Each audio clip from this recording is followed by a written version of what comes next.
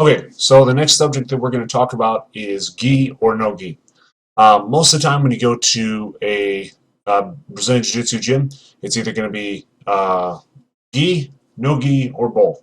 Most of the time the gyms are going to be both, but sometimes you get gyms like a 10th Planet gym that's going to be strictly no gi, and sometimes you'll get gyms that are strictly gi.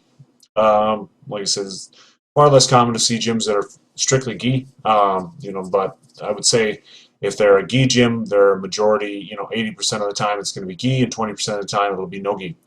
I would suggest doing both or going to a gym that does both. I think both have very good assets to both of them. If you're, come from a wrestling background, I think the no-gi side will be appeal to you more, but I also think that it's very good to train the no-gi side of things as well.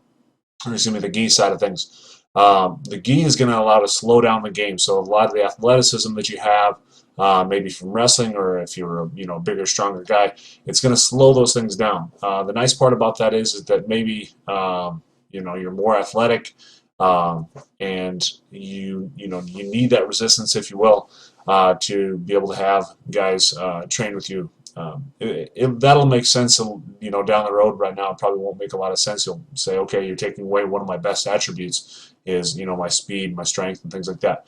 But later on, when you can't rely on that, maybe you're having a really tough match, things like that, it'll help when you've started to learn with the gi things on how to get out. Because if you can get out from, say, bottom side control with somebody that's holding on to an article of clothing of yours, it's going to be a lot easier for you to get out of side control when somebody doesn't have that article of clothing to grab onto. So kind of a concept there that I really like. The other thing is with the gi, there's a lot more things that you can do. I mean, you can do numerous chokes, things like that.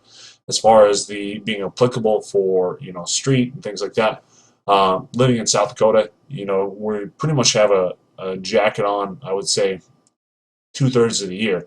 But for the most part, not even talking about that, there's two separate facets, if you will. It's gi and no gi, and I think they both have a lot of good things towards them. No gi I very much enjoy because it's a very fast-paced game, and you're able to use or also watch the athletes use a lot of their athleticism, and it's a much quicker game. The gi, in my opinion, is very fascinating in the fact that there's so many different ways that you can sweep a guy or submit a guy because you have handles, if you will, to be able to play with their balance, to be able to play with different positions. So, like I said, both have a lot of positives and a few negatives. But like I said, for the most part, I think you should train with both.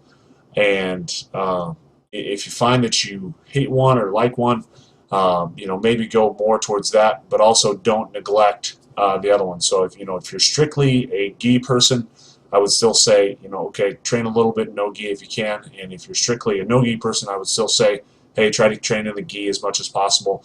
I really do think that each will make the other one a little bit better as well.